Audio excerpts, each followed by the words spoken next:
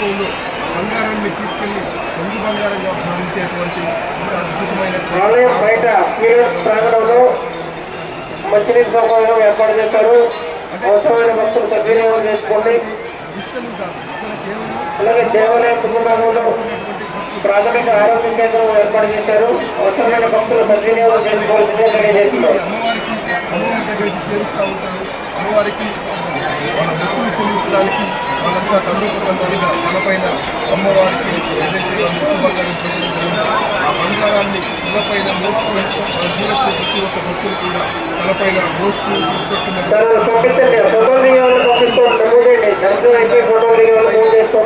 బంగారాన్ని మోసుకుని తీసుకొస్తున్నటువంటి